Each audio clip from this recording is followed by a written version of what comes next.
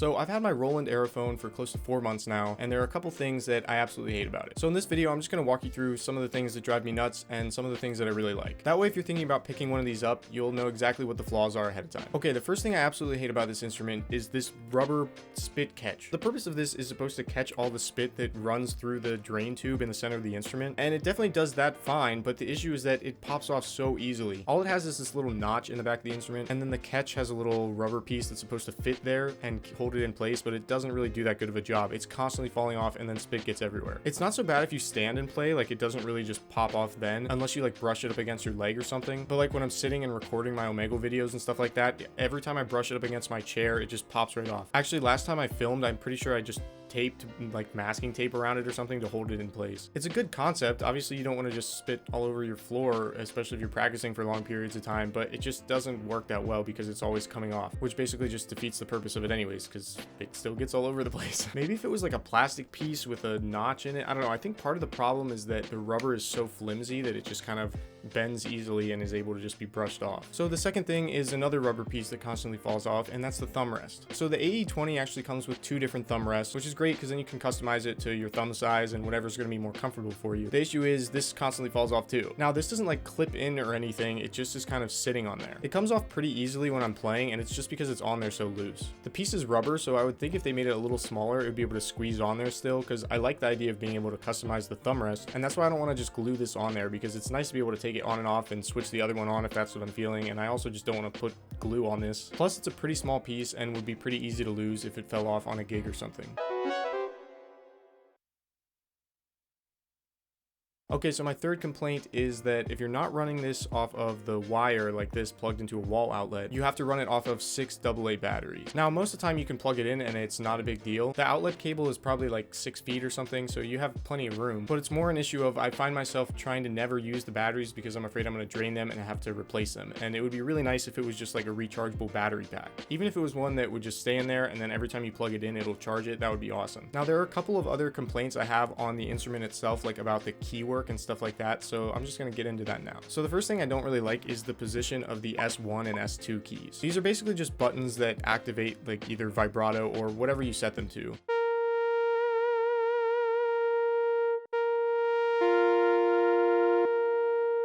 It's awesome to be able to map those to whatever effect you want, but they're kind of hard to get to, especially while you're playing. Now, this is obviously kind of subjective based on how big your hands are and like the way your hands are shaped and probably how you hold the instrument, but for me, they just feel kind of out of place and hard to get to. I don't know if that's better or worse than them being in the way where I'm constantly bumping them, so I'm sure they had to calculate for that too, but they just feel so far out of the way. Like I can't play any of the notes that require either the octave keys because I have to keep pressing down the octave key and then try to bump the S2 key, which is the lowest one, with just my thumb. And I just can't really do that.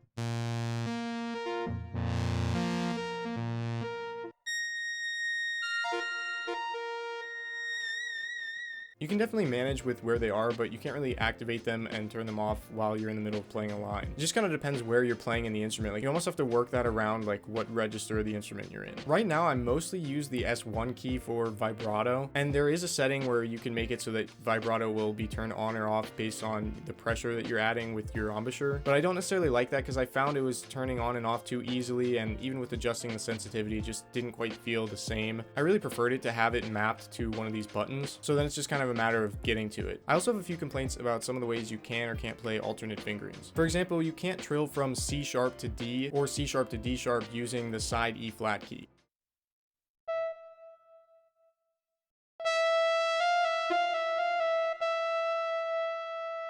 That's a pretty common side trill fingering, so that's kind of annoying. You also can't trill from G sharp to B or G to B flat by only lifting up your middle finger, so you have to lift up both fingers.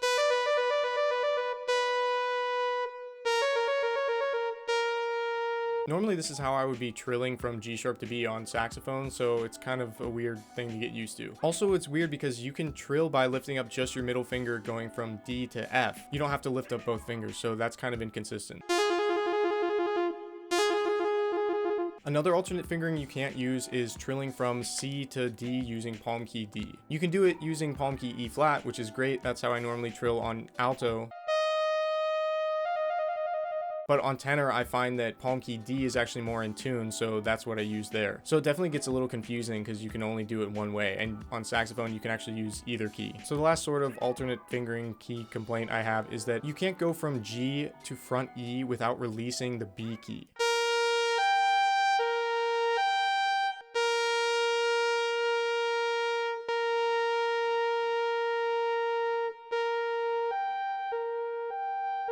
I actually discovered this by practicing this little 1-3-5 exercise.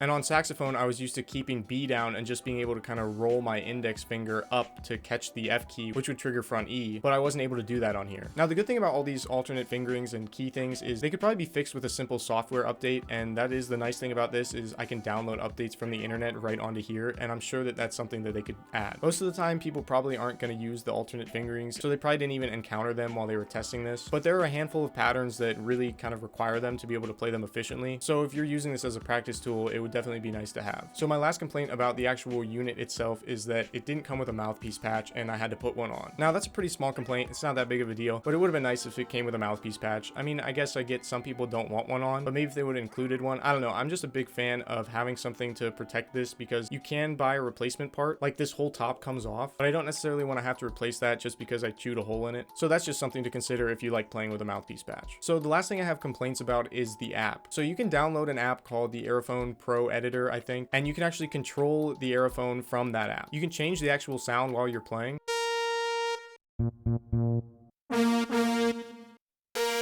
You can also change things like the amount of reverb and delay that's on the scene. I don't have a problem with how fast it is changing scene to scene. The issue is that when you first open up the editor and first connect the Aerophone, it probably takes 5 to 10 seconds just to get everything loaded up.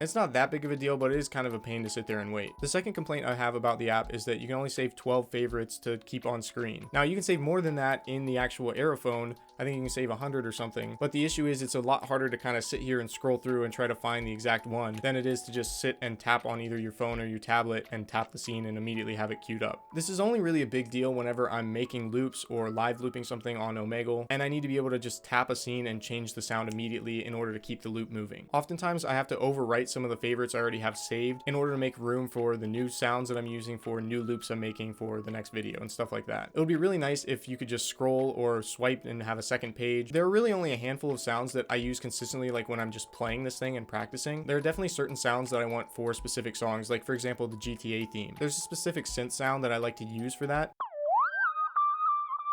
But since I didn't use it that often and I started working on new songs, I had to overwrite it. And now if I want to try to find that sound, I'm gonna have to scroll through all the different synth sounds because I don't remember the name of it. Which brings me to one more complaint that I'm just thinking of now is the only way you can rename a sound on the app is by editing it slightly and then changing the name of it. It's not that big of a deal, but it would definitely be nice to be able to rename each individual scene for the song that I typically play it on. Now, just like the weird alternate fingerings and stuff like that, this is something that can be fixed with a software update, so that's always reassuring. Okay, so that's pretty much all the complaints I have about the Aerophone in my last 4 months of playing this thing. Those are what I've come up with. Now, enough about the negative. Let's get on to the things that I love about this. The first thing is how easy it is to just pick up and play. It feels really similar to saxophone with the key layouts, and this was something I noticed immediately is it's definitely really easy to play, especially coming from saxophone. It's laid out for saxophone players, and it feels really easy to just pick up and be able to get out a lot of the stuff that you can already play on saxophone on here. That was always one of my complaints with like the EWI and other wind synths is that it felt like you really had to sit down and practice it to try to get used to it. There are definitely some things you have to get used to on this, don't get me wrong, but it's one of the easiest wind synths to just pick up and play. Another big thing that I really love about this is how the keys are physical buttons that you push down and not sensors. I've spent so much time on saxophone learning to rest my fingers on the keys and try to keep minimal movement, which is good technique. So I really like that these are buttons because with sensors, you can't rest your fingers there or else it's going to activate the note. That is definitely one of the biggest pros about this versus a lot of the other wind synths that have sensors. Another thing I really like is the pitch bend wheel on this. That's one of the few things that did take me a little time to get used to, but it's so much fun to play with.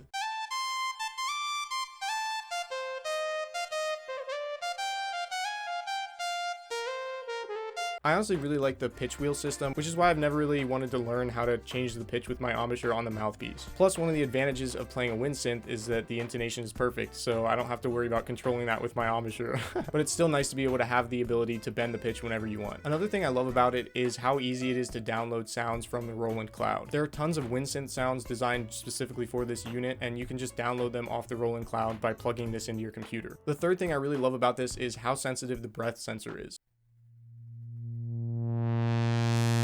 That was one of the things that initially blew me away when I first played this, and it is still mind-blowing to me. That's another thing that helps it really feel kind of comfortable going from saxophone to this, is the breath control really feels pretty realistic. Another thing I love about this is how customizable it is. You can basically customize this thing however you want. You can change the fingerings to trumpet, clarinet, recorder, flute fingerings. You can adjust the breath control, you can adjust the breath sensitivity, you can adjust the sensitivity of the vibrato if you choose to turn it on for this little sensor in here. You can choose to play it as just a wind synth where it doesn't react to your embouchure at all, or you can change it to react like a saxophone where the amount of pressure you use with your embouchure will change the pitch. You can customize each scene in the editor like I showed earlier. You can remap the S1 and S2 buttons to whatever function you want. There are really a lot of great things about the customizability of this thing, and I don't really have any complaints in that department. I also really like that there's a 1/4 inch out on this. It makes it super easy to just run it right into my interface and directly into GarageBand or Logic or whatever software you use, and to be able to just immediately record everything that you're playing. You can also connect it via USB-C and use it as a controller. I don't really do that as much, but it's definitely nice to have that option. I also really like a lot of the default sounds that come on this. The synth sounds are actually really good, and there are plenty of them that come stock that are perfectly usable. Actually, all the sounds that I've played in this video so far are all stock sounds, and they're ones that I really like because they're on my favorites. Now, like I said, I've owned this instrument for about 4 months, and so I'm sure there are plenty of other things I'll learn to love and plenty of other things I'll learn to hate over the period of the next few years. But for now, I thought I would give you guys a little 4-month update and tell you the things that I love and hate about this instrument. If you're thinking about getting one of these, I still highly recommend it. I think even with some of the negatives that it has, it's still very well worth the money, and it is one of the most fun instruments to play. Every time I pick it up, I find it really hard to put down, and I end up playing it for way longer than I anticipate, which is definitely a good problem if you're struggling to be motivated to practice. So anyways, I hope this video was helpful if you're considering purchasing one. If you have any questions, you can just leave them in the comments below or send me a DM on Instagram. But yeah, thanks so much for watching, and I'll see you guys in the next video.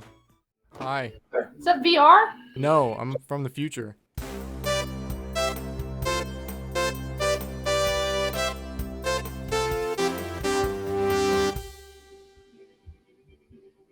Interesting. What? Okay. All right.